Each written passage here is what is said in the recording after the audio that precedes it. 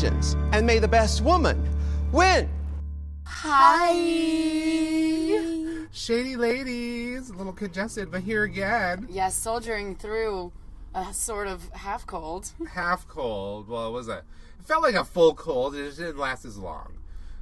That's great. But I was given life. But are you feeling well enough to call shade where shade needs to be called? Yes, of course. That's our goal in life. Get up in the morning. Though you are under the weather, you are a fabulous co-host of the Shady Ladies, Samir Roy, are you not? I sound almost like him.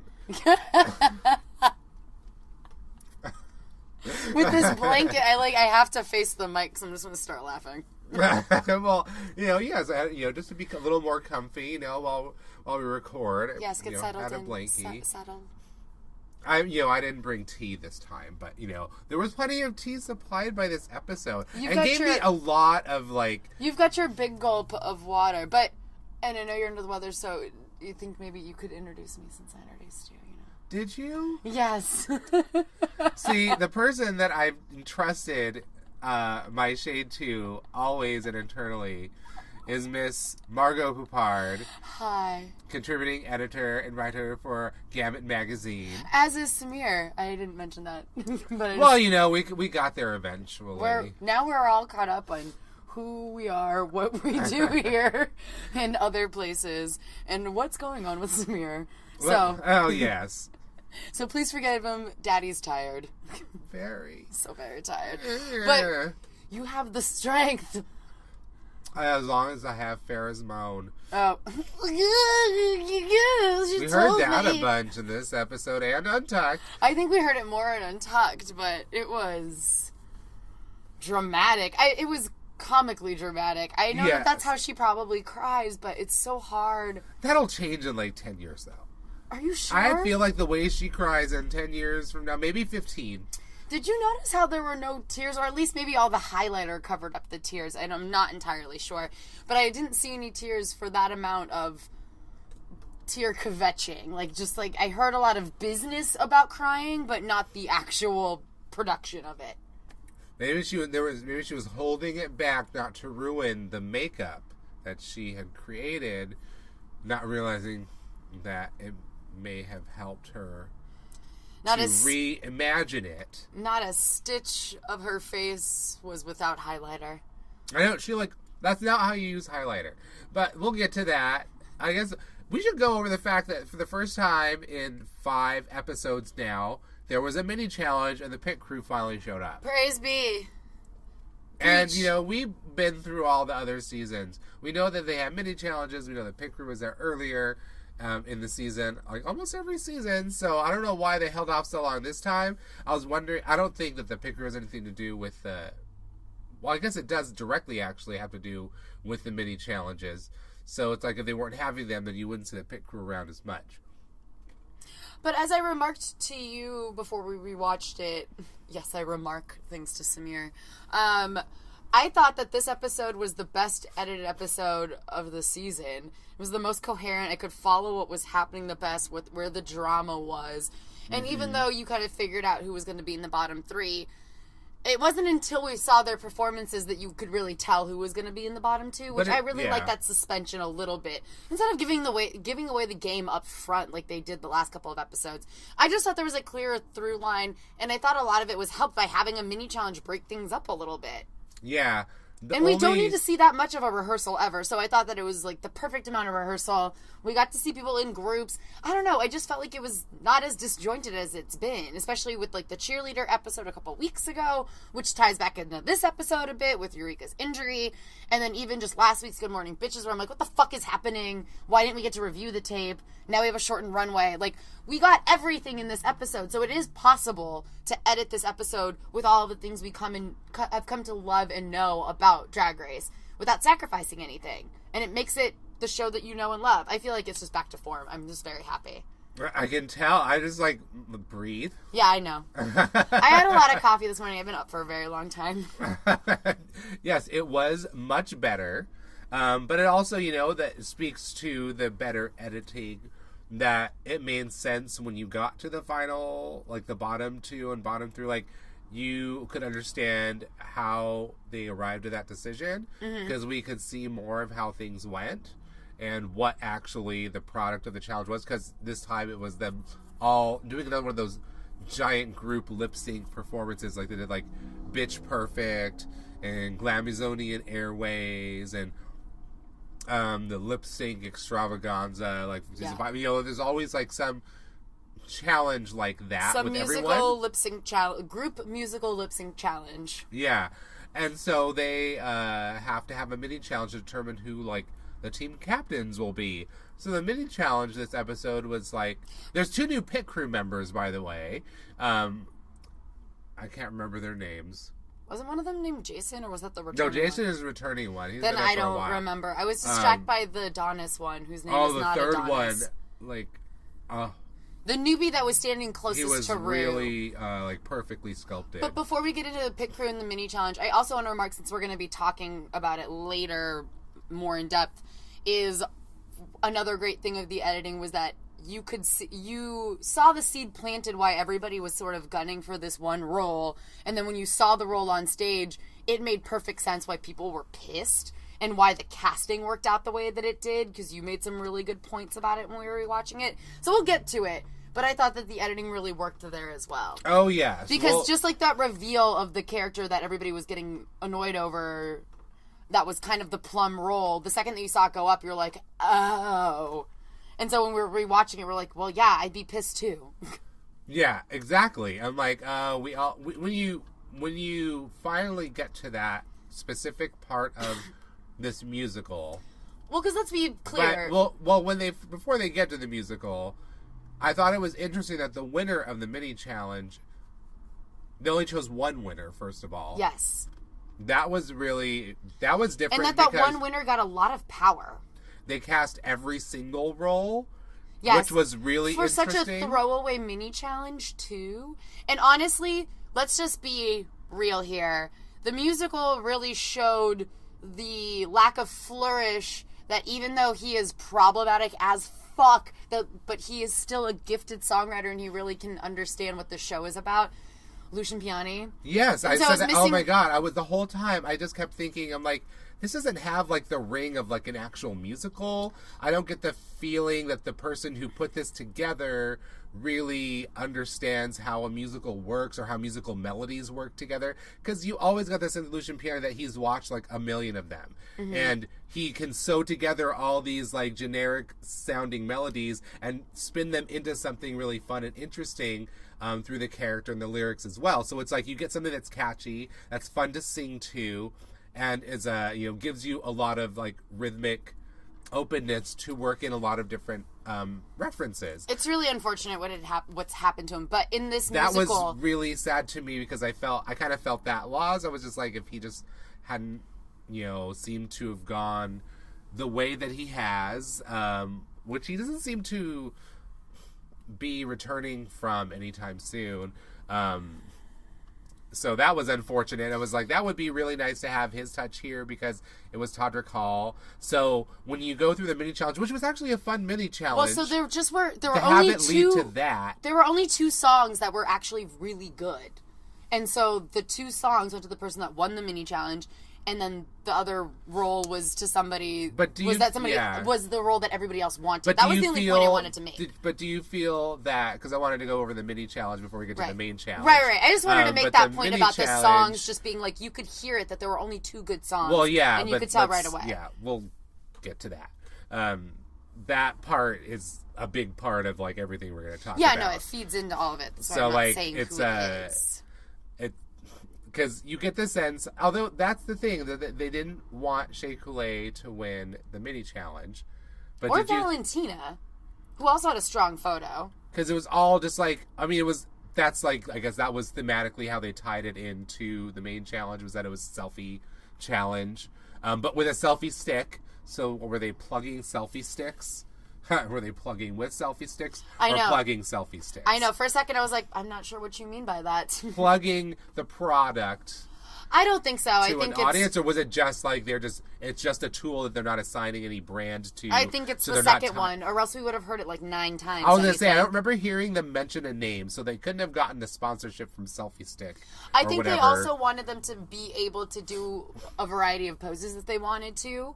So the stick is more convenient. So they wouldn't be able to do... Well, yeah, I guess Selfie Stick doesn't want to have a half grinder, half...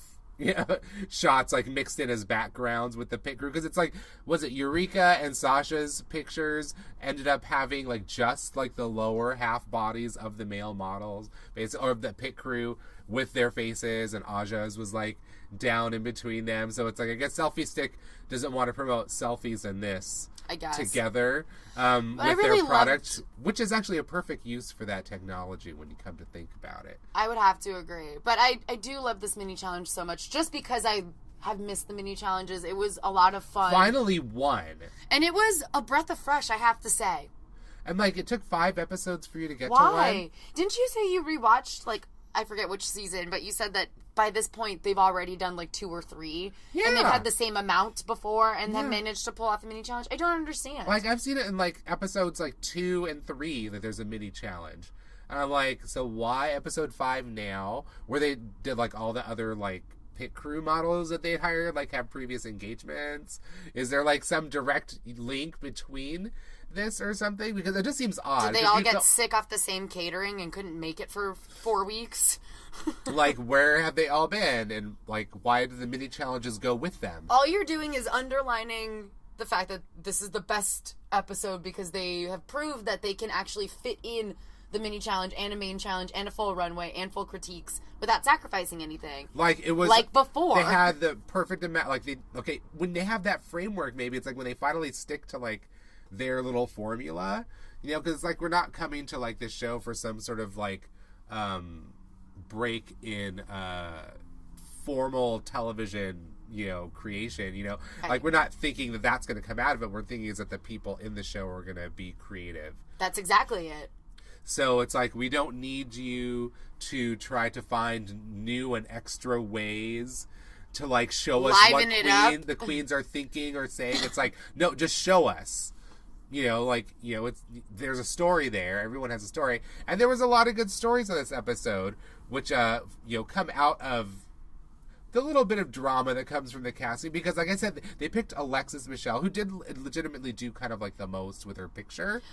So I also have to say, with the quick drag challenge, I thought that her makeup looked the best that it looked because she didn't have enough time to bake on all that stuff she usually does. Yeah. And so it didn't age her. For once. So I think that time, like having a short amount of time, really works in her favor. When she has too much time, it doesn't give you enough time to overthink. Exactly. That was where I was going. Thank you.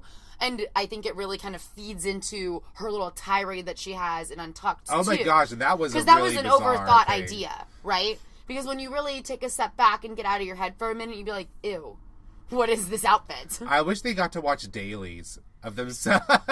Wouldn't that help a lot of them? Like basketball players watch previous basketball games to learn from their mistakes. Hey, this is a competition. These are the you gotta watch the game footage, or else how are you going to get better? Exactly. I mean, yes, I understand they get judges' critiques, but some people are just safe some of the time. So what do they get? They don't hear a lot, but maybe they need to hear something, or they need to see something, because frankly, like sometimes. I mean, look at Aja, most improved. Most improved, and then it's basically like the black hole of negativity has moved on to Nina Bonina Brown, who didn't, I guess, really do. They didn't really. I don't remember what she did in her mini challenge. I just remember that she must have been one of the ones in the split screen. Exactly. I think so, because she doesn't like get. She thinks she's she is the creative. She's the most creative one there. So, obviously, she's going to be, like, the most sensitive one, and, Well, what did you say earlier when we were watching it? Oh, when we were kind of yelling at the screen a little bit to everybody, but mainly Nina, about how she has an artist's temperament, and sometimes you're going to see the bad. Yeah, so, like, there's the bad side of the artistic temperament, and we I think it was when she was talking to Aja, like, going through her and she's luggage. like, I didn't even unpack, because I didn't think I was going to be here that long. But tried to make it seem like a joke, even though Aja was like, girl, that's not a joke. Like, no, like, you need to unpack. Like, how are you going to, like, do well if you don't believe in yourself? It's like a series of Nina needs to believe in herself speeches. Because it happened in Untucked, too. Well, in Untucked, she didn't say anything. She, like, she was like a cat. She was sat like off the side. She was curled up on that weird big ottoman. round ottoman. And she just sat there the whole time. Back and turned. at one point, early on, she just completely turned her back and, like, did not engage with any conversation with anybody the entire time. And people had to, like, go up to her and just be like, well, what's kind of actually impressive, we'll get to that, was, like, you know, the one tier of mascara actually looked like incredible. It was actually an amazing serious question. Accident. I was going to ask, accident or intentional? Well, you know, it's very difficult to control tears out of only one eye. Like, that's like Joan Crawford levels of control. She apparently used to be able to do that. But it's like to be able to control like which eye a tear comes out of, that is like master actress. Or like, maybe, technique. I guess the better question is, do you think Nina did her makeup in a certain way where she thought to herself, if I cry, then it will make beautiful sickening. tears. Like, it won't be like a splotchy mess. It'll be a thick, long because line did you down the notice cheek. Last week, and they showed it like in, you know, like previously on, when Nina was crying, the way that she smeared her makeup, it looked beautiful. It was kind of, yeah. So it looked like she did it on the off chance that if I cry, well, at least it'll look cool. Like backup plan, she's like a always consolation. thinking ahead, like there's something else that can be done with this. Well, if you know that you're a crybaby or prone to crying, or maybe you start coming up with contingency plans with the makeup, exactly, so you can do something interesting with it after that still looks cool and drag. It's like Tyra's hoe, but make it fashion, but like cry, but make it beautiful. Cry, but make it beautiful. Anyway, mini challenge, Alexis won. Let's go. So then she gets to cast. They only pick one person. That one person casts everything. Well, she picks her own role, and then yeah, so it's like she gives herself the role that was perfectly suited for her. Like, obviously, I feel like her persona and the way she's performed so far in the show, it made perfect sense that she chose the role she did. Because this musical, I don't know. It also fits my critique of her dressing like she's older. That's how well she fit this role. I was like, of course. This was Kardashian the Musical by Todrick Hall. Yeah, just saying that sounds odd, but I feel like you're speaking a different language. I'm like, what are you saying to me right now? All of these words do not make a full sentence or describe. They don't add up into a sentence. Yeah, I don't. There are too many. What is Kardashian musical by Todrick Hall? I know, it was like Kardashian the music. Like, I get why that you want to make fun is of them. Hilarious in the right hands. Like I said earlier, there were only 2 really good songs. I really cannot stress that enough. And because watching it again was so disappointing. I was like, this could have been so good. And I think the first time I watched it, I was way more in love with the idea and the concept of what it could have been than what it was in the cold, literal, harsh light of day. Because we watched it broad daylight, and I was just like, this HD is not helping me. I was doesn't make these songs sound better. Nonplussed by most of it. Mochi. I'm like, hungry. Just take a quick big gulp while I think about mochi. There we go. Yes. But yeah, no, it was I felt I was disappointed because I got a sense throughout the musical that it kind of banked on like the same joke over and over. Right. Like, it was just applied to different people, but it was basically the same one joke. Like, this is the stereotypical image of me. Done. I'm like, okay. But it wasn't even, like, the stereotypical stuff. It was jokes that were funny 10 years ago. Like, the fire crotch shit about Lindsay Lohan in the beginning with the intro with Britney Spears and stuff. I understand that this is supposed to technically take place 11 years ago, but you can update the jokes so they don't sound like, okay, that just sounds tired. Yeah, a lot of it, like, it was, when you heard who was going to be on this cast list, you know. Oh, yeah, do you want to run down the casting? Because there was, so obviously, momager Kris Jenner is Alexis Michelle, perfectly casts herself, but then casts Cynthia Lee Fontaine as Kim Kardashian, which just, to me, instantly seems like sabotage. A terrible idea for the role. And, you know, when you saw, then she cast Nina as Chloe, which makes no sense. And then And then she cast Aja as Courtney, which I guess because she's shorter. I would say, yeah, sure.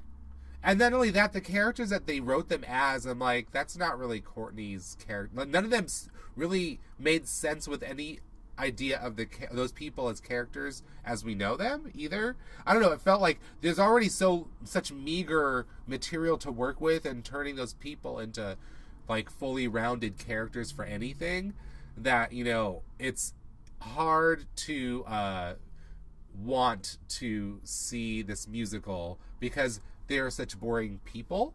So I'm like, boring people don't make for interesting musicals. I would say that it was because you need a big personality, not a person who has made a lot of money by blowing up a very boring, uninteresting personality. I would just say that its fatal flaw was that it was the same 3 jokes over and over and over again, and they were okay the first time, and then just got horribly unfunny at the very end. Because it's like the momager thing.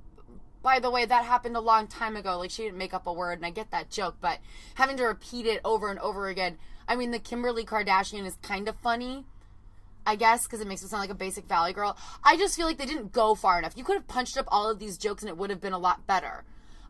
It could have been a lot more clever. And if it wasn't funnier. cast the way that it was, it would have. If it was cast more neutrally, it would have been a better musical. And I think, even though they don't ever really give, the only hint that they give you is that Alexis Michelle rubs her hands together, you know, like a little devilish imp or something, when she finds out that she gets to cast the whole thing. But that could also just be like, oh, well, I get to cast my own role and give myself the best thing. Right. But she also gets to make sure that she's not surrounded by anybody who will upstage her. So she is gives from Broadway, so she knows how to play the game. She's seen All About Eve. You know, like, you know, it's just like, it seemed very strategically intelligent for her to have put the people who are not matched up for those characters around her, when those characters are central and she will always be with them throughout her performance. Yes, please talk about the casting of the sisters specifically, because I think you were so spot on it. Yeah, so it was Cynthia Lee Fontaine as Kim Kardashian, which, I mean, Kim Kardashian is already a boring character because she doesn't do anything. She doesn't do anything except have bad opinions and make bad choices sometimes and put herself in as many public places as possible. But they didn't really even play that up with the musical itself. No. It was like, it was a little, I don't know, it just, you didn't get that sense out of that character as it was written even. So it would have been dependent on somebody who was suited to get the boringness of Kim Kardashian and take the funny out of, you know, the overblown sense of self. Like, none of that is in there, so you get someone who doesn't know how to do that with this character who's already nothing. I'm like, okay, you are null and void around the person who's perfectly suited for their role. And there's not really any way that you can inject some Cynthia Lee Fontaine into this, Kim Kardashian. It just doesn't work. Yeah, it just doesn't work. It's like trying to plug a square peg into a round hole. You know, it's just not going to fit. There is such a thing as miscasting. Not everyone is a gifted enough actor to overcome it, and to expect that on RuPaul's Drag Race, expect them to be that level of mastery of acting, I think is unrealistic.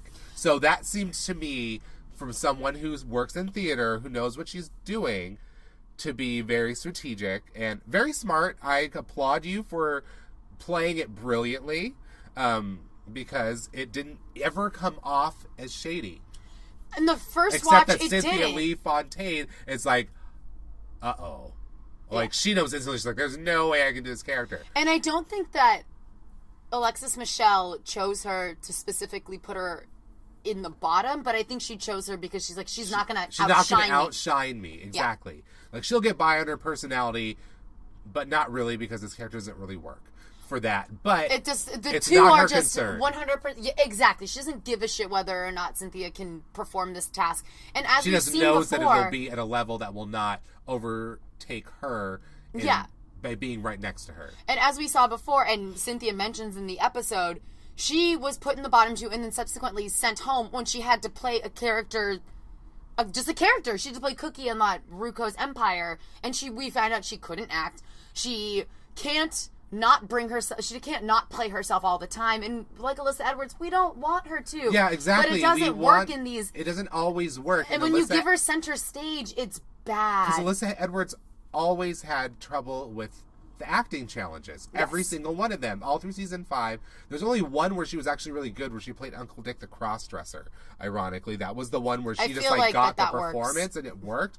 Everything else was just like she could not do it like in full drag. She could not do the acting challenges. And I'm like, and then when you finally saw the final product, she was actually really good in that little whatever happened to baby JJ or whatever it was called challenge. So it's like Cynthia Lee Fontaine hasn't really gotten, I don't think she's ever planning to be at that level where she has to filter her personality through characters that don't suit her. Like, that's never something that she's going to look for in her career.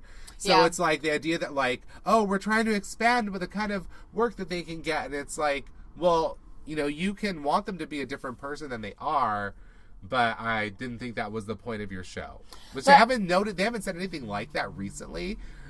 They've kind of been very encouraging of everyone, but I still call subtle shade on that casting of the Kardashian sisters. I completely agree, and I think that Meghan Trainor made a great point. It was kind of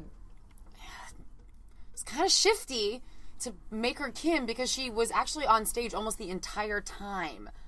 And it's tough when all eyes are on her, and you know that she's not going to be able to deliver, and she'd be able to deliver a small part, I don't know which one, but like more of a background part where she's not on stage 85% of the time, because I think that was the problem. The eyes were all on her. And exactly. And then, of course, Nina, I think... As Chloe, she was very upset to get that role, because she, of course, everybody read through the script, and once they got through the script, she's the first person who says, I want to play Black China, and that they edit in. Who knows how many people said it before her, or if anybody said it out loud, but that was instantly... But Peppermint makes like a hint that it seemed like the three of them, her, Shay, and Nina all wanted the Black China part. Yeah, but Peppermint... And then Peppermint also wanted, like, she'd be happy with Kim, and then she got Brittany. But... Did you think that when they went through it the first time or whatever, that Alexis was going to be like, okay, everybody write down who you want to play, and like I'll try and like find a middle ground? Did you think that was going to happen? For a split second, I did. I thought it was going to be like that because I'm like, you didn't really see a read through with everybody. You just sort of like see Alexis. You see them like listening to it. They're all laughing, so they've all heard it, right? And they know what the hottest role is going to be, Black China. So all of the, like, Peppermint and Shay and Nina all, of course, want that role. But the clip that they edit in is of Peppermint saying that she would like to play Kim Kardashian, and then she gets cast as Brittany. She's like, I'm not even, like, a Jenner. I'm in the Kardashian musical, and I'm Brittany motherfucking Spears. Like, I mean, but she's also someone who knows how to perform at a show. You know, so it's like, this is probably something that would be very easy for her to do, which it turned out to be. Yes. Because they also had the trio of, like, LA party club girls, you know. So it was Lindsay Lohan, Sasha as Lindsay Lohan. She was very happy to get that. Even though the role was just not very good. Like, exactly. She played up as much as she could with that role. And it's, like, seriously, but they gave, like, She really clowned it up this episode. I like this more... humorous Sasha. I'm wondering if there's going to be some element of them not highlighting that in this episode, that they're going to later say, like, oh, you know, you're always so serious, Sasha. Why don't you lighten up? And it's like, oh, yeah, you had to specifically not highlight where she was lightened up already, and this is just a change based on what the challenge is, or you know what I mean? We'll see what happens in the future. I feel like we're going to get to that level because they always seem to get like that with the artistic people or the comedy queens. So I also think that Sasha did what they expect someone like Cynthia to do, even though they're not the same queen, which is put all of yourself in this role, even if it's not very good. Yes. I guess that's what they wanted from Nina, not necessarily Cynthia. I'm sorry, I misspoke. Yes, I got what you meant. Yes. Which is just like, I need you to fall on the floor, like, even if it's like a garbage role and you didn't want it. Even though Sasha did want the Lindsay role, but I just thought it was poorly written. I thought her lines were just And also cheap. Their choreography was like, I mean, some of it was funny, like when it was like the bringing in and pushing out of like the mom, you know? Yeah. With the Jenner... or Kardashian sisters, not the Jenner sisters. We're sisters. That song, that choreography was actually pretty good. Where they were like point and walk. Yeah, it worked, you know, especially like with then like, you know, what Kendall and Kylie being Pheromone and Valentina seemed like, okay, like the modelly Runway 1 Valentina. The, like... That didn't seem bubbly, like shady casting. That seemed like appropriate casting. So it's like most of it was like, oh, you guys seem right for these roles. I'm putting you in roles that you seem suitable for. You know, like, okay, Lindsay Lohan is kind of wild and crazy. Sasha has a sort of like, you know, wild artistic sensibility. So that there's, you know, and she... That's sweet that you think that about Lindsay Lohan, too. No. I meant like that someone with a wild artistic sensibility would enjoy playing somebody who's a wild character. Okay. You know, like in that sense. I thought you were trying to say that Sasha and Lindsay share that in common. Oh God, like, no, honey, that's no. so sweet. No. Okay. No. I was like, did you really love the Parent Trap, or what happened? That was impressive for a child actor. 100%. It's so sad. It must suck to peak at 11. Yeah. What? You know, at least Thora Birch didn't do that. I know. Well, she went from Hocus Pocus to winning some Emmys, girl. Yeah, she never jumped the shark. True. Very true. But nonetheless, you get the sense that like that might be something that she would enjoy doing. That you could make a safe assumption, at least, that might be something she would enjoy doing. I feel you. You know, so, and it turned out that Alexis was right on that one.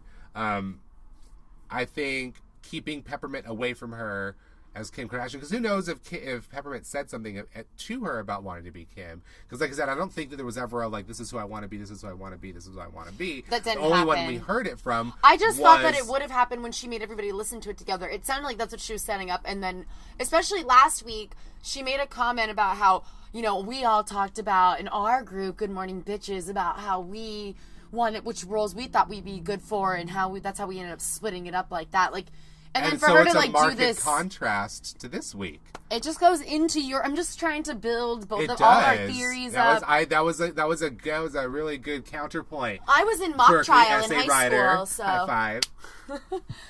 Fellow sleuths. Because also going back to last week for a moment, I realized I decided to like recheck myself, because I'm like, this challenge seems very similar to the QNN challenge, which it was. And the reason I felt it was so weird that they had two different morning show titles was because QNN was all the same show, just with different people playing each role. Like each group came on and did their own version of it. Because that's what you said last week. And that's how I felt. And I was like, was I crazy? So I went back and watched it. That's exactly what they did. It was the exact same show. Was it also quote unquote live? Quote unquote live. But they got a rehearsal take. Oh. They got one rehearsal take. That was their first read-through. Their first read-through was on the teleprompters. And then live, quote, live. You know, that's just the one undisturbed take. I could not get that word out. I don't usually stutter, but that I also didn't want to help you because I felt like I was going to. Oh my God, you were going to let me, like, dig that hole deeper the way through to the other side of the earth. No, if you started to go too far off the rails, I would have pulled you back. But I thought if I tried to suggest, I wouldn't have suggested. I would have said no. But if I was to throw in a word, I would have just thrown you off, I think, and made it worse. So that's why I was quiet. No, now we've gone the opposite direction. It was totally a different word. Shit. But damn it. Nonetheless, it was in one undisturbed take. I think I wanted to say unbroken, but the D was just stuck on my tongue. And every time I started to say it, I'd say the D and then be like, no, that's not right. No, that's not right. No, that's not right. Go back again. It's like when gets So that was stuck my on crazy, everybody. You got to hear it. Fine. Thanks. Pure, unfiltered. That's totally not going to get edited out either. We don't do that here. But nonetheless, that was how they got it done when they did it before. They had the same name. It was all QNN. There was like an entertainment reporter. There was no celebrity. There was a celebrity interview, but only with one person, not with everybody.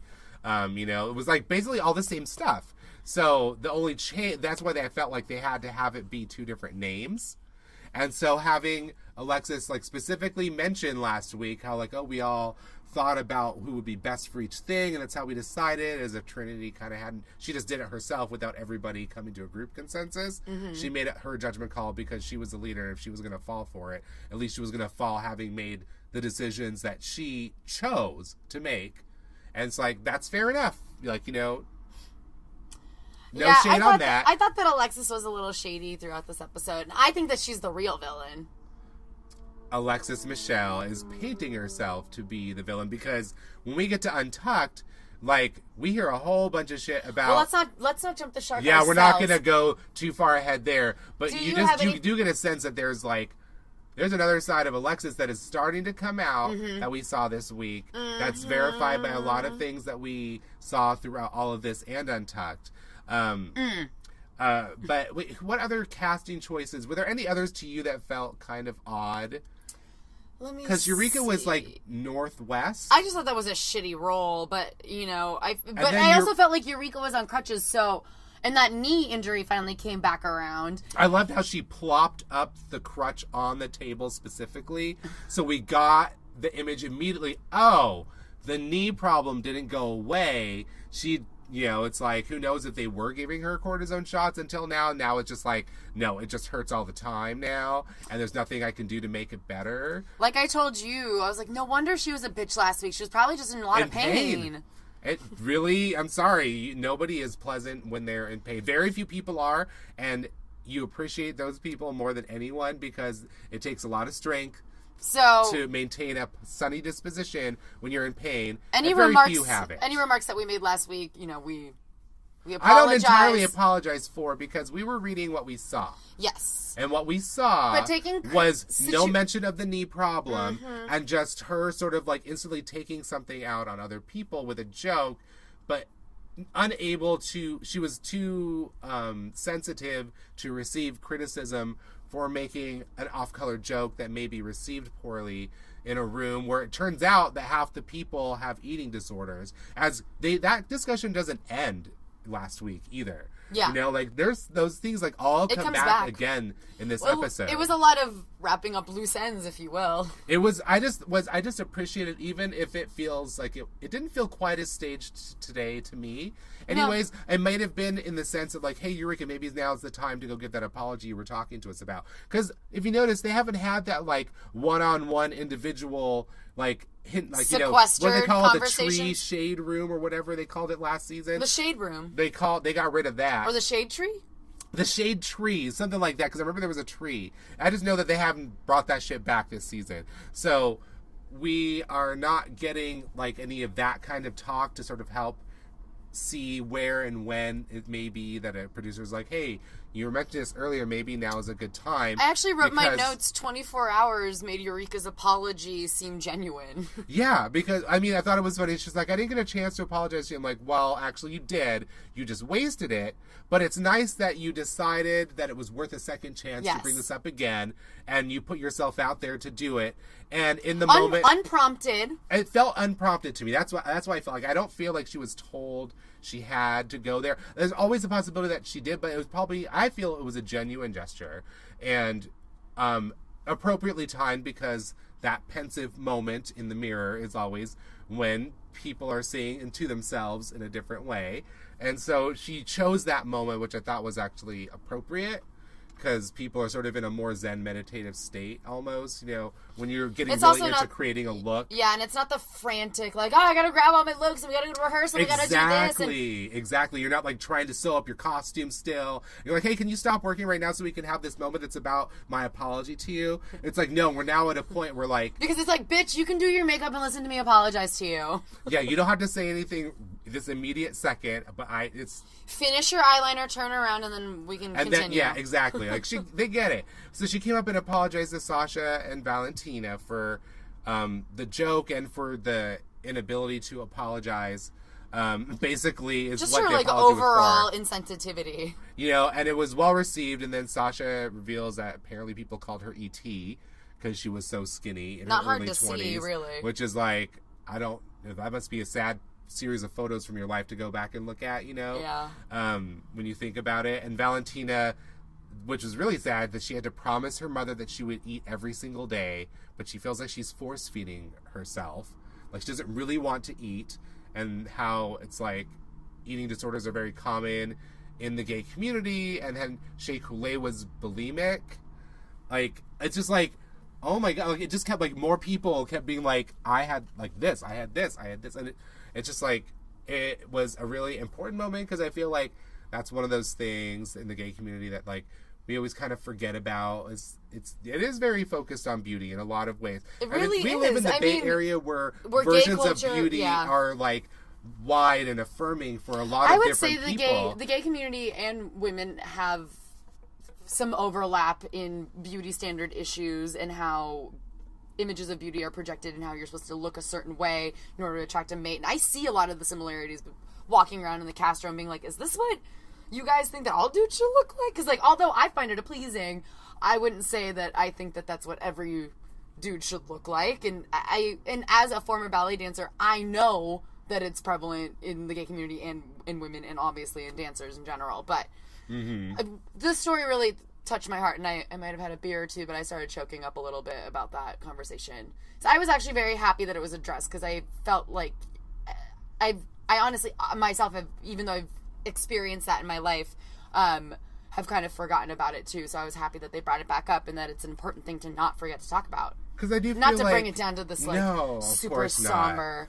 But that's kind of how, like, the gay community is presented in a lot of ways. It's like, oh, you know, like, to the mainstream public, it's always presented as like we're happy and we're fun and we're colorful and, you know, like, the problems that we have are the problems of society. But they don't want to see any of the other, like, unattractive struggles. Exactly. But that's also the same, you know, on both sides here. On both sides, exactly. They don't want to talk about the things that are unattractive when they're trying to promote acceptance of the community at large. Like, no, we don't want to preference these images or these ideas, but internally we're going to try to do something about it. But you know, you don't really see that.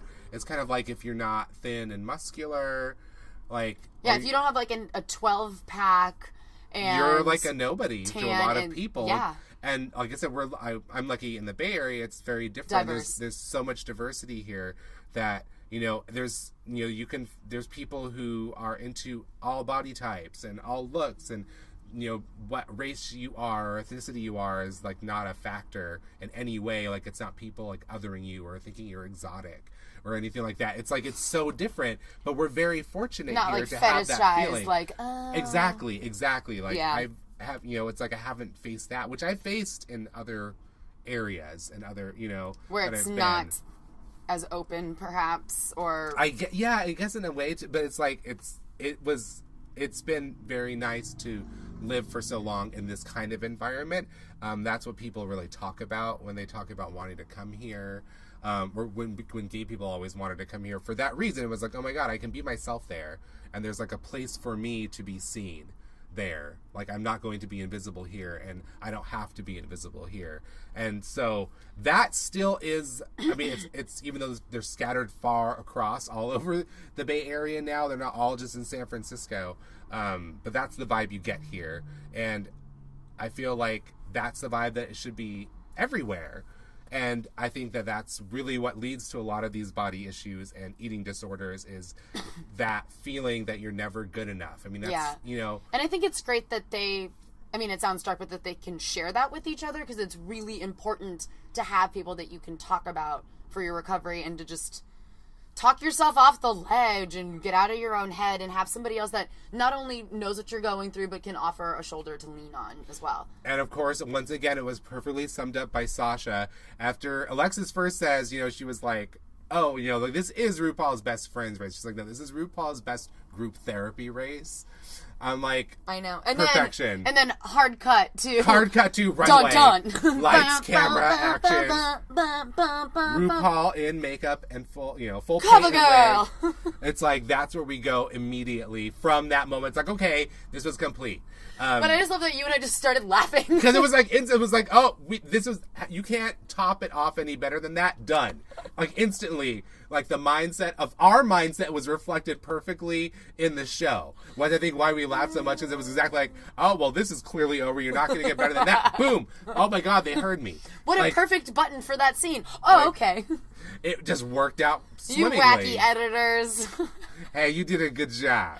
You did a good, but I don't need any more shots of ceilings or oh my lights God, in Untucked. That was so literally hysterical. I mean, for a second, sure, but like, it was like 8 whole seconds of a ceiling. I know what ceilings look like. It was like a long shot of just the light, and I'm like, you couldn't have found any better transitional image to focus on. Your eye moves from the light because it's just one fucking light. Why don't you hover over the logo of one of your sponsors that's all over this room? Like, hey, why don't you just go past the glasses again? Why don't you focus on the Hamburger Mary sign again? Like anything, like do a new combination of those things together in one shot. Again, do a rack focus that's really slow. Anything. You could do a lot of things that is not just pointing the camera in black and white at a light.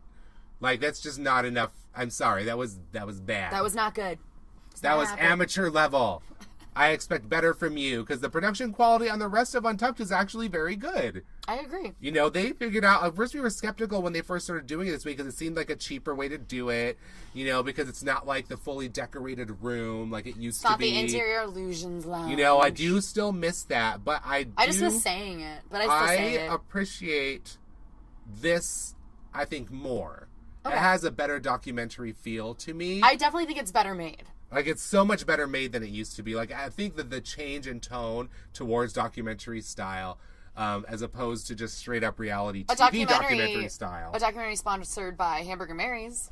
Yeah, and the irony was it. I just saw Trixie Mattel was interviewed for Access Hollywood saying, basically, she was saying that she sees, like, Shay, like, winning this whole thing. It's like, I've worked with Shay. It's like, Shay could go up there and sit in RuPaul's chair and, like, conduct the rest of the show, like, easily, like, in character. Like, I think she's easily in the top. Like, she's got her.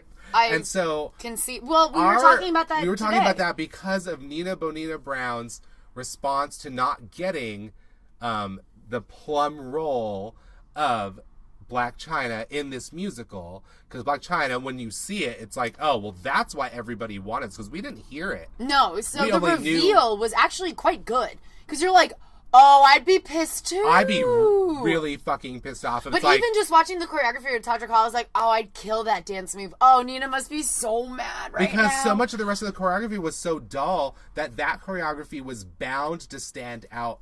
Everybody knew it. Everybody knew it when they heard it, when they saw it on the page. Everybody knew it. And Nina Bonina Brown was probably the most perfect person to play that role. I completely agree. Like, completely. So she was like, here's the perfect thing for me. All this person has to do who's in theater is pick the person who's perfect for the role, you know. But as we kept shouting when she was giving Todrick fucking back talk, which was, just play the game. Zip it and play the game. Play the game. It's like she couldn't get out of that. You realize that there's a game being played. She couldn't get, yeah. But you've got to turn it into your favor. She just was not able to get out of her head. Don't snap on something like Todrick. He has no power on this show. Who fucking cares about this He's going to be here for this one episode. And all he's going to do is make you look bad. So don't give him any material to, like we were saying, it's like yelling at ourselves. Like, don't! The part of yourself that you know gets like that when you know, it's when like, you sass someone and you it's give like them the need good to, sass. like, you know, it's like, yeah, it's like, and you, even though you were completely truthful and maybe you were right, yes, it's it like doesn't it doesn't matter in those moments. You have to, you know, it's like you just can't pick that moment. That was not the moment to do it, and it just made you look bad in front of everybody, and it gave everybody a bad impression of your work ethic. Mm-hmm. And that because then it gave Todrick license to say shit like you're difficult to work with, but you don't want to give them any reason to say that because RuPaul really values that kind of critique. Exactly, he does every time, and that's come up. That has been an issue for that person. Ru and Tyra share that one thing in common. They do not want to get a negative report from the set about you. That comes back to them. I don't know why everybody thinks that it won't, because it always does. Like, every single time. I genuinely don't think that they think beyond that moment when it's happening. It's like they can't see ahead. No. In that moment. All you can see is red right in front of them. Exactly. Too pissed to get out of their own way. It sucks. And so it just came through, and it was like, oh, I wish you hadn't done that. I wish you could have just pulled it back and, like, just zipped it for this person. You know, even though you got screwed, yes, I believe that you got screwed, because I do think that you We're all in agreement there. Because I'm not saying Shay was bad by any means in that role. You know, Shay probably could have also done Kim Kardashian and stolen the show. I think that's the problem, too.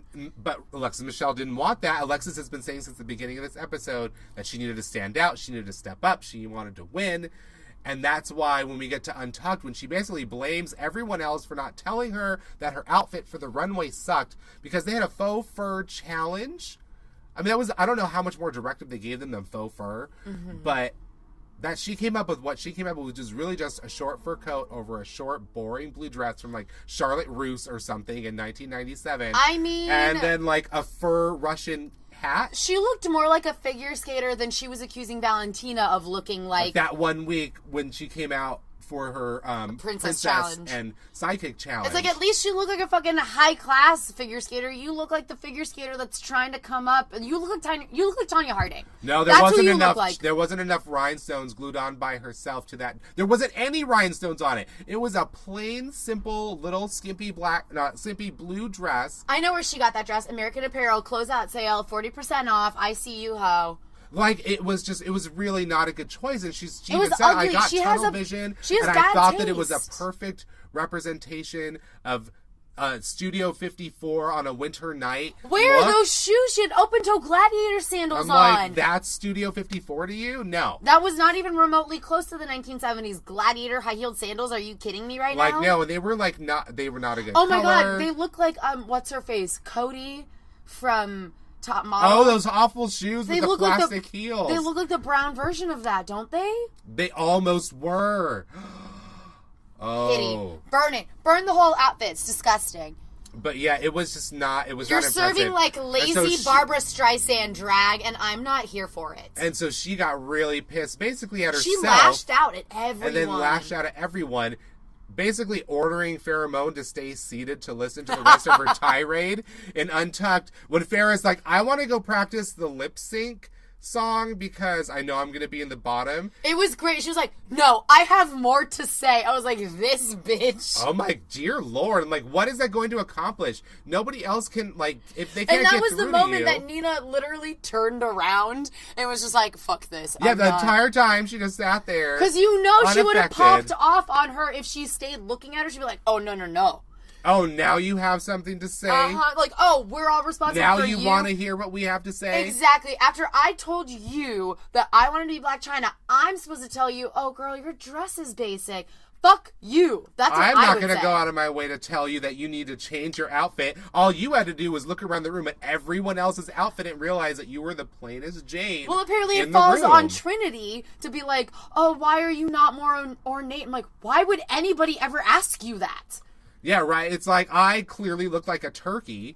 Yeah. Like, what am I going to say to you about your look that you're going to believe from me in my outfit?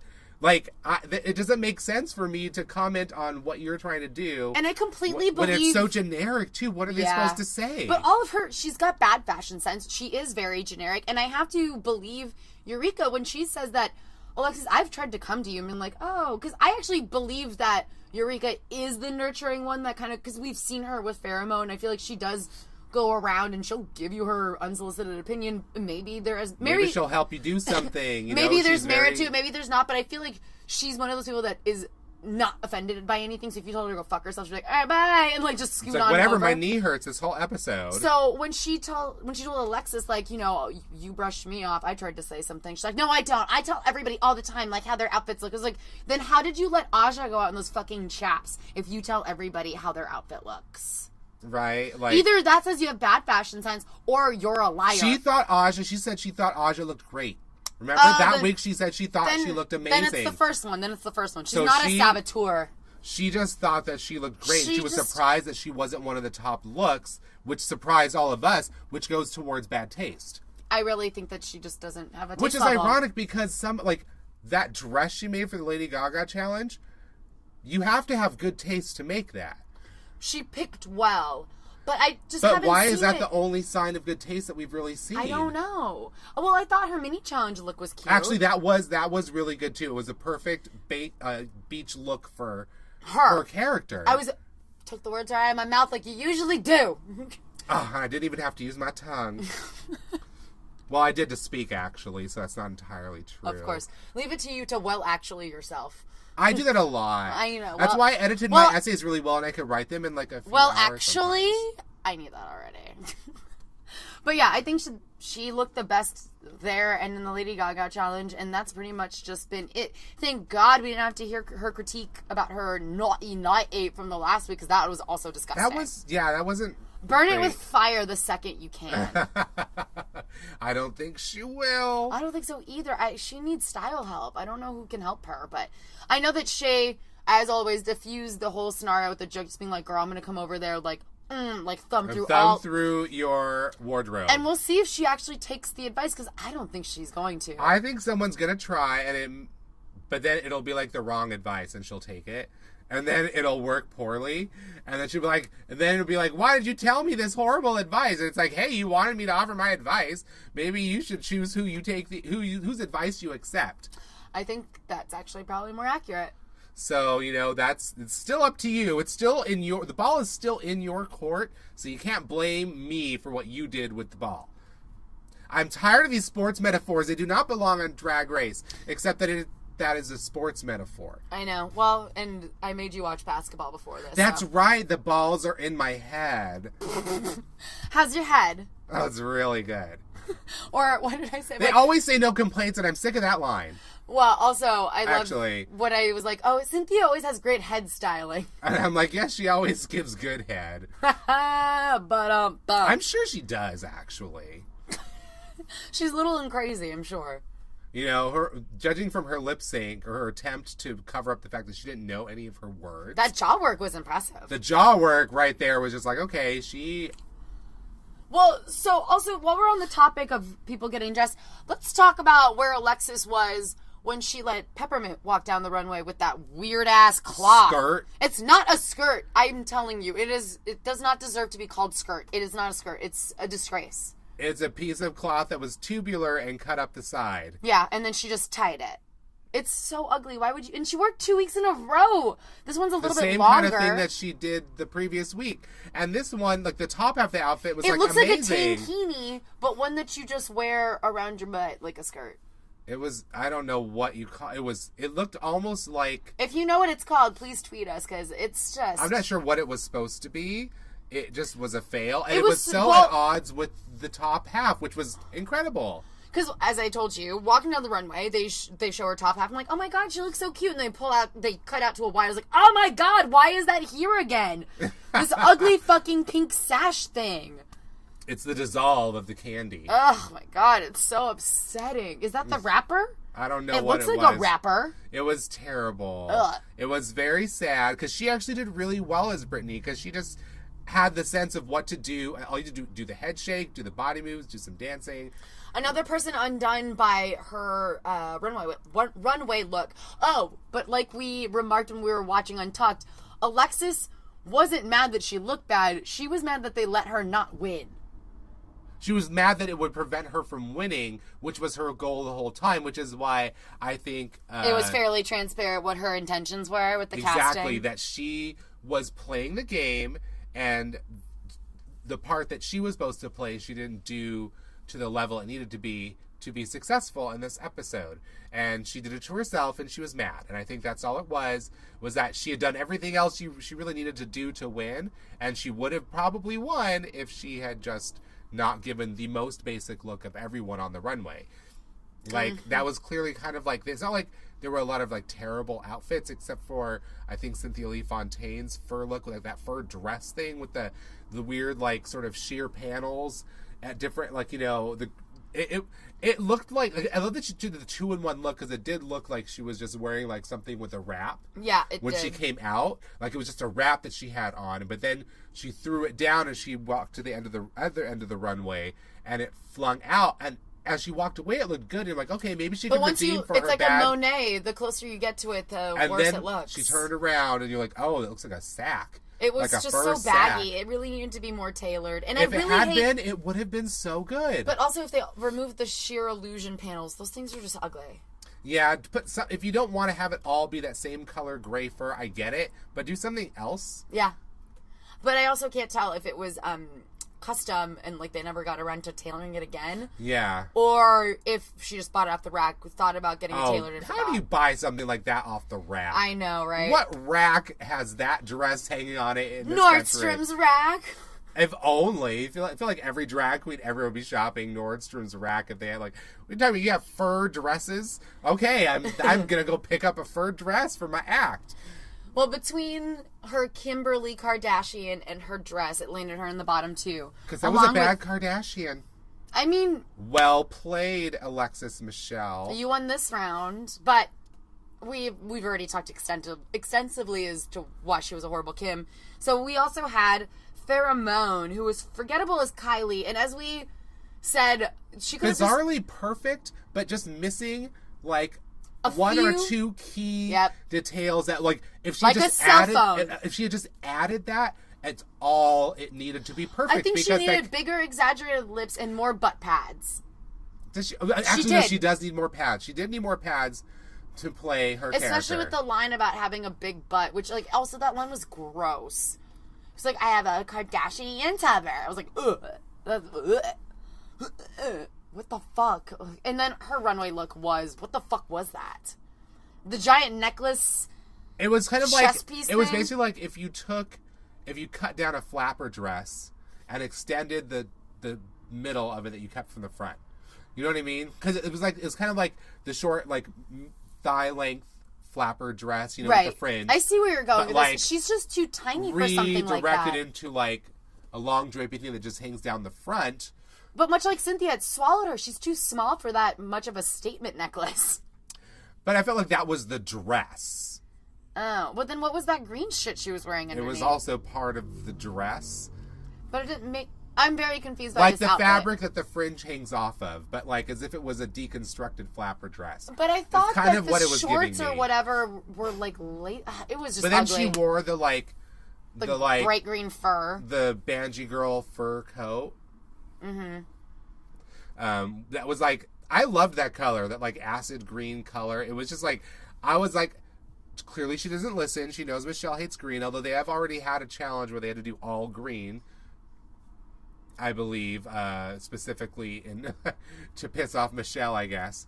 But nonetheless, it's always a bad sign for you when you wear green on the runway. Yeah, but she also looked more like Kylie with that red wig on and the makeup that she had. Well, like less highlighter, but... low energy, like, I don't know, it worked as the character. She just didn't know the dance moves. You know, and she just didn't execute it well enough because she couldn't even master, like, hand clapping, like... It's like elementary school basics. Like, I don't understand how you couldn't have just practiced it a few times and gotten it down.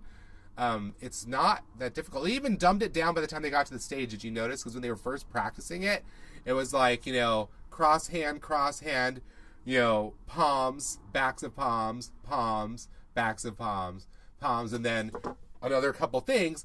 But then when you get on the runway and they did it in the challenge, it was like cross hand, cold hands. I mean, honestly, they even simplified it fucked further. It up so much that I just completely didn't register. Like, I saw it was so shortened. They like made it so much simpler. And I'm like, it was pretty simple to begin with. It was not complicated. The only part that I didn't remember seeing was like when they did hand over hand going down. You know, like that was... Well, she messed up that part too. And she messed up that too, so that didn't go right. And I'm like, okay, well, when you already have a boring character where there's nothing, like it was more obvious. That's the thing that I think I have a problem with the most in this one, is that it was the most obvious that there will always be bum roles that you're just screwed if you get, based on how they're written and who the character is. Right. And those characters are just not interesting people. Maybe there are a lot of people who like them as, like her, you know, as like a makeup person and taking beauty tips. There are apparently a lot of people who put cups over their lips to try to get the Kardashian or Jenner pout or whatever. Yeah, you know, it's like that. But you can't get it that way. It's called surgery. Jesus Christ. Fillers. Yeah, it's a needle. But nonetheless, butt's not real either. I mean, come on, guys. That's like the thing. It's like it doesn't matter how you get to where you need to be to carry on the legacy. Sure. That's how. All I know is that Farrah could have just made if she just 10% more effort, she wouldn't have been in the bottom two. But then it would be so out of character for a Jenner sister. She told me I am too much. That was really good. Oh my god, when she said that at Untucked, I died. Eureka, we laughed so hard. But luckily, she didn't take their laughter as like a bad thing. No. She just like took it, and she was just like, I'm just really sad that I have to do this against my friend. That we didn't know. And we didn't know that that Cynthia and Farrah met each other 4 years ago in Austin. Yeah, that Cynthia Lee Fontaine is the person who really was the first person to give Pheromone a chance as a drag performer.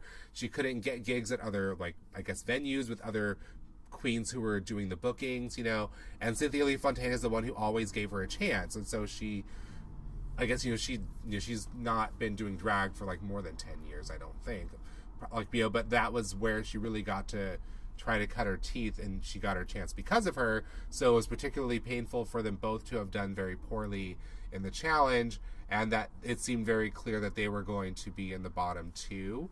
It's how I felt. I felt it was very obvious that it was going to be them. Because the runway looks were not as good, and when you add everything up, it's like, okay, well, Nina Bonina Brown's runway look was actually really good. Like Mary J. Blige realness, that's all we need to say about it. It was really gorgeous, because I've been worrying about her too, like, in the sense, like, is she just gonna rely on the, like, headpieces and the makeup that blends it all together into an illusion, a different, like, you know, I think it's amazing, but you can't do that every single week. Mm-hmm. You know, like, what else is she gonna bring? Is she gonna be able to do, like, what they need for each of these challenges? Is she gonna have, like, the right, she has, like, she's proven us wrong. And I think we were even talking about her eyeliner, because when she casts that one tear, when they basically call her out for when Todrick calls her out, and that one tear comes down, like, and just one thick line of mascara, and it just stays like that. So it looked like she painted it on the rest of the episode. It was, like, so perfect. So it's like, we know she's got, like, she's got incredible skills, but she's also got incredible self-control to not reach up and wipe her face. Thank God she did not do that. Good point. I'm like, oh, she would have ruined it. I touched my face so often, it would have been all over. I would have been bad. I guess you would have to get used to that when you are a drag queen. Like, don't just scratch at your face. Yeah. You spent how long putting that makeup together? Just don't. Just like when you're trying to get over biting your nails, you paint your nails. It's just like you put your hands, like you sit on your hands the whole time once you do your drag makeup. Just sit there. Learn to sit there and not touch anything. But she looked great, and I also thought that conversely, like we thought that Nina would be saved, that Shay was obviously going to win, especially given her outfit was so cute. I loved it. It was my favorite of the night for sure. It seemed like the obvious, like, this is the winner. Like, between that and Black China, I mean, she had the best part. She killed it. She didn't fuck it up. Sure, of course, like, we could always make the what if arguments, but then, you know, we don't have another 3 hours to talk about that. So she killed it. She did a great job. I love the little detail of the rhinestones in her cheeks, because Black China has her dimples pierced. Yeah. I loved it. And I loved it when they had to explain the mythology of the Kardashian family's extension to Black China in that one moment where Pheromone knows it. She's like, I'm surprised we haven't seen Tyga in this. And they're like, why? And it's like, well, who's it was like trying to explain the mythology Valentina. of Boss Baby like trying to get through. We don't need to go back there. That's how convoluted this connection seemed. I was like, wait a minute. What? I literally had to rewind it and watch it 3 times. Oh, well. Because I was like, wait a minute, let me get all these steps back to, like, exactly how they connect. So a couple of things about the Kardashians that they missed, and then also since it's been recorded, Kylie and Tyga have broken up, and Rob, who's the brother who wasn't in this, which, you know, I get why he wasn't in it, but it needs to be mentioned that, you know, R.I.P. Rob and his socks were not in this musical. He was not interested. He was so boring they couldn't even include him. But him and Blac Chyna have also broken up. So there's no more of that, like, weird, my brother's daughter is my aunt and my boyfriend's son is related to my niece. Like, it's so convoluted. Yeah, it was like somebody was with... I'm not worried about their gene pool, though. No. But, yeah, it was like they had to have that moment to explain, like, that's why. I'm like, oh, okay, that's a lot. That was more explanation than we got about why we needed to be subjected to Britney Spears, Lindsay Lohan, and Paris Hilton. Although I get it, but no one explained that, because at first I was like, what the fuck do they have to do with anything? We had to wait till the musical to actually start before you see, like, what exactly the point of it was. And then it was like that Kim Kardashian wanted to be, like, pop. Basically, was hanging around them at the hip LA clubs because she had the money to do it. Well, her and Paris were friends from childhood, and then she was on a couple episodes of, like, Simple Life or something, and she was credited as a closet organizer. She was credited as a closet organizer on The Simple Life. Mm-hmm. Kim Kardashian. Yes. That's crazy. Yeah, her and Paris and Nicole Richie were all friends. Just like rich LA girls. Yeah, and then, so, and by the way, I mean, the Lindsay Lohan, Paris Hilton, and Britney Spears trio literally only happened once, and by the way, it didn't even happen in 2006, so Todrick, you need to check your facts, because you're not coming for me and this fucking pop culture bullshit, because I will check your ass. That happened like 2008 maybe. I remember that picture like it was yesterday. Britney Spears this was like the cusp of the blackout being released. Like, this was like right before she fucking shaved her head, so don't try and say that wasn't 2006. That was 2007 or 2008, so... Lies. Binta lies. Yeah, so winner, let's talk about this lip sync. That song sucked. There are better Meghan Trainor songs, like you said. There are, but it had to be off of the new album to promote it, even though she was wearing a unicorn onesie. Girl, there were so try many shades harder. of top model, like that out of focus picture from the mini challenge that Cynthia Lee Fontaine took for the selfies, and then Cynthia Lee is the Eric Osla of Drag Race, and the unicorn onesie of Courtney on Meghan Trainor that she wore to the judges panel. Girl, you're going to a fucking drag show. What are you doing wearing that onesie? At least put on a dress. What is happening? I just want to see the footage of her walking through the studio up to the judges panel in the onesie. Did she do that, or was the onesie waiting there for her, and then she put it on there so she didn't just walk around all day? Because it probably took a long time with a performance challenge that they usually run twice. From what I remember hearing, that they do the performance challenge twice. Interesting. So they have to watch it twice, and then they have to do the judging. They have to split it up with who. I mean, it's a 10-hour day. Yeah, it's a full day. Did she spend all day in that onesie? I mean, I guess that would have been really comfy. I know, but it must be hot as fuck. That's what I was thinking, under the lights and shit. But I guess they also have to have the air conditioning so high. I know. You made the joke about Cynthia in that big ass dress. You're like, girl, you must be so hot right now. I know. It looks so uncomfortable. Well, that's why I was really happy she took it off. Even though I'm not a fan of being in underwear on the runway, it's just too hot. You could not do lip sync in that. I mean, imagine how that dress smelled. Oh no, well, I don't wanna. Farrah's moan. She told me I wear too much highlighter. And it was so funny because on this episode it was so much more apparent than ever that RuPaul has perfectly sculpted highlighter around his eyes, and it just serves as a perfect contrast to Farrah's highlighter all from over the face. Well, it was mainly from slightly below the cheekbones up through her ears to into her wig. It was crazy. And we're what are you trying to do? You can't get on her forehead. Yeah, it was just it's highlighter. It's not coverall. It's in the name. I was given this was just a light version of what I remembered from the first All Stars when Raven's final look on the final episode of that, in the last runway. When she looked like Donatella. It was it's scary. It was scary, the level of highlighter that was on her face. And they were your makeup is amazing. And I'm you look beautiful, really beautiful tonight. And I remember them saying that to her, and I'm wait, what the fuck am I watching? That you just said that. That looks terrifying. That looks like Halloween makeup. It really did. It did not look like the beautiful. The lip liner did her zero favors. The lip liner that with the shade that matched her ghostly pale skin color. That would not look kind in HD. It looked bad. You should really be thanking your lucky bad. stars that was on with logo. A peach colored painted on eyebrow. I don't want to talk about this. It was it's so bad. Me. It gave me these flashes. I'm they were going hard on her highlighter, which really was. You had some flashbacks about Raven's highlighter work. I did. Yes, for real. I heard the choppers and everything. They brought me right back to that ghostly look that was supposed to be some beautiful, sexy nighttime look. It was awful. And it was the way they talked about it was the way they should have talked about that, which they didn't. They praised that, and they criticized this. And I was well, Michelle did say when you turn to the side, it looks just like metal. And then she did during the lip sync, and you're oh my God, yes. You were so right. She's been on point. Your face looks like season. Corrugated steel right now. It was so awful, and I'm oh, you poor thing. So do you want to talk about the 11th hour plot twist? Oh my God. So, this show truly is created by a drag queen. They do not let any dramatic moment go without embellishing it and drawing out every possible bit of drama you can from it. It was so perfectly done because it was like, they had to know before then. It wasn't like just before she's going to pick who the winner of the lip sync was.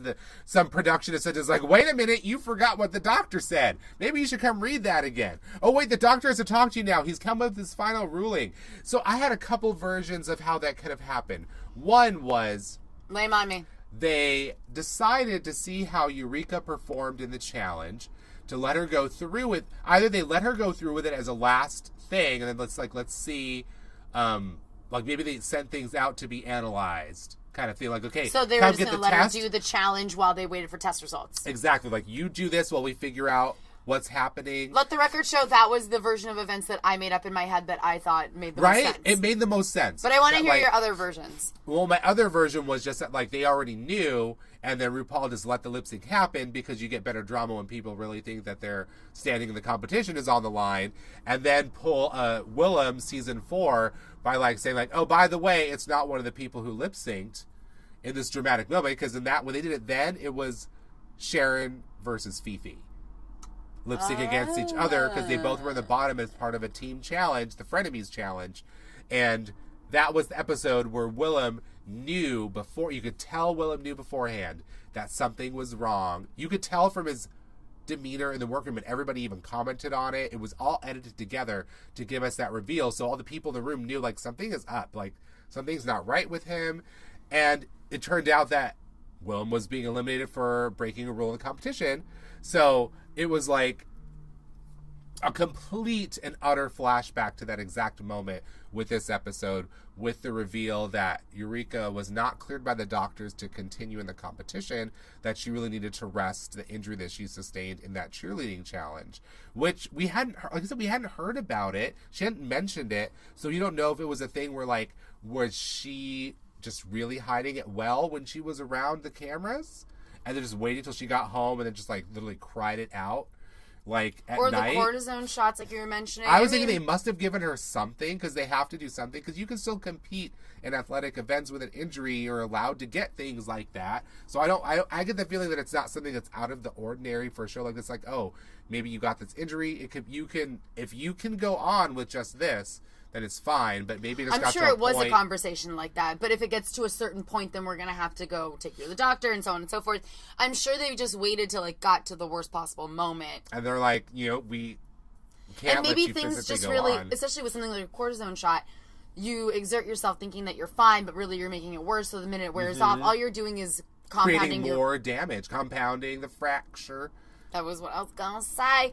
So I thought, yes, milk the drama for whatever it's worth, but I got the feeling or the vibe that they sent it out for tests. They were like, let's just do something low impact with you. We get it, you have crutches, we won't ding you for the crutches. But she still worked. Her outfit on the runway was so elaborate. Yeah. And she said, I was trying to give him the avant-garde lean, and I thought that was adorable. And I look forward to seeing her on season 10. I know she's going to take that invite up. Open invitation. How would you ever turn that down? Well, yeah, and I think that was the right thing to do, because you wouldn't have sent her home at this point. I genuinely think that she had a real shot at the top 3. You could see the potential for that, seriously, because and she did something with that nothing roll of Northwest. She did something with it. In the challenge, the outfit kind of sold everything, and that was probably one of the better moments. Was that ending was very oh, we're in the future, it's fun, but nothing. I guess another problem with that musical was that nothing stylistically went together. I agree. It was so many different styles and things mixed together. The time jumps made absolutely no sense. They didn't help the music at all. It just sorry, Lucian Panty, please find your mind again and come back and do the musical challenges. Apologize, do whatever you need to do, volunteer, do something. I don't know, but please get on some good meds, go to see a therapist. I'm not sure. I'm not trying to speak on someone else's mental health like that, but it really is. We miss you and want you to be better. Please stop being problematic. Because we need your musical challenges on this show. Because this one I think, it wasn't it was the worst thing ever, but it was the least of the musical challenges I think that I've seen on this show. Since they started really making it a regular thing. This one was the lowest ranked out of all of them for me. And it's the first one that he didn't do. Completely did not have any involvement with any I would say it loses a lot of its initial, like, I wouldn't say shock and awe, but I would say, like, oh my god, how clever. It loses a lot of that on the second watch, whereas a Lucian Piani joint doesn't lose that on repeat. It's because it's musically fun. I know, but we're in agreement. I'm just saying, from my perspective, I'm like, that's the thing how that, like, I wouldn't be surprised if other people felt that way. Like, if they went back to go revisit they missed the fun. They're like, oh, this is kind of disjointed, and I'm really kind of in love with the concept more, because people love nostalgia. Yes, they do. As someone currently working on a show that's about nostalgia, I can tell you that we love it. It's easy to draw on, but it's hard to execute well. So yeah, I mean, it was a tearful exit for Eureka. But I don't feel that tearful. She did have a good moment though with everybody, because it was like she made the peace in the workroom with the people that she had sort of created some bad blood with. Organically, and it didn't feel like forced. Like they told it. her, like, you're going to be eliminated at the end of this episode because physically you can't compete any longer. We're just letting you run this out for this one episode's challenge. But so you better go make your apologies to people. My favorite running show, which is touched by a producer, where everything feels like it's it doesn't have that been like pushing two people's faces together, just being like, you're gonna talk. Like, it just sort of happened. I liked it. She got to do that. She got to slay it on the runway with that crazy, crazy look, which was really gorgeous. With crutches and everything. And then her and Trinity and then using them like wings. And her and Trinity even, like, had a moment. Like, Trinity was just like, I'm not even Eureka's biggest fan, but I'm, like, really feeling for what she's going through right now, because it cannot be easy trying to get through. And, like, you see her in the workroom say stuff to her, like, you know, with all the things you've been through in your life. You know, this will be a cakewalk. Like, she was still trying to support her and make her feel like it was going to be okay. Like, you're going to be okay to stick around. You know, then was it in while she's packing up that Eureka says that Trinity, like, came to her and said, you know, it was. What did she say to her again? Something to the effect of, like, I didn't want to see you go out this way. You're like, basically, we're friends. Like, I'm we're so cool. sorry that this happened. I'm sorry this happened to you. I'm sorry about the past beef. Like, I think you have a bright future. You're a great drag queen. Like, all of the things that she wanted her to say to her. And I think they just had, like, a really good moment of closure together. And that was, so it's like there was a silver lining of big proportions around this cloud. I feel like it was a really tidy ending for Eureka in a lot of ways, that some of it was reality show machinations, some of it really was real life good luck timing. And I think that I'm not that sad to see her go, because I'm glad that she's going to come back in season 10, because I believe that she will be there. I'm just sad that I didn't get to see more of her drag right now. Yeah, and sometimes she was very funny.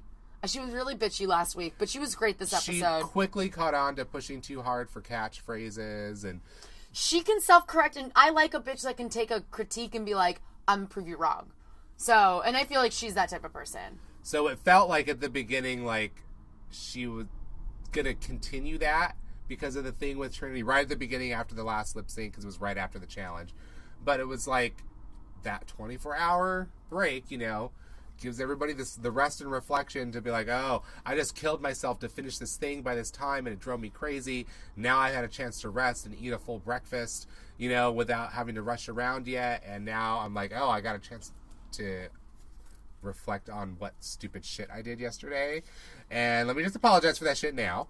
But she got to have all those moments, and the fact that she was touched, but she's like, you know, when everybody was applauding, like that line really touched me. When she was like crying, she was like, everybody was applauding for me. Like, I've heard the crew and everybody like was applauding for me, and I was like, I don't know, just like you got a sense of like the real person underneath everything, and it's, you know, the same vulnerable person that, you know, that RuPaul always says you need to show. You need to show that you're that person to really win this show. And what's her name? Valentina actually did specifically say that about Nina also. She's like, that's what she loves about her, is that you see the vulnerability and that desire to be better and to be amazing, and you see the real person and their real struggle through this as well. It's not just completely hidden away by a performance. And I'm like, is that going to be a hint that Nina will get over it and perform, or will she succumb to the saboteur?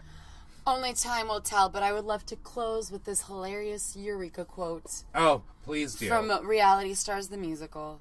When life hands you lemons, cover it in rhinestones. Eureka, we'll miss your wisdom, but we look forward to seeing you in season 10. You'll be back. I think that pretty much covers all of it. I know there's still so many queens. It's like you'll see as the season goes on, the episodes will start to get shorter because there'll be less people to talk about and a smaller. You get to see more. But I would like to keep this editing rhythm. Let's keep up the good work. Let's keep doing good work, editing crew. You guys got this, and maybe some slightly stronger lip sync songs.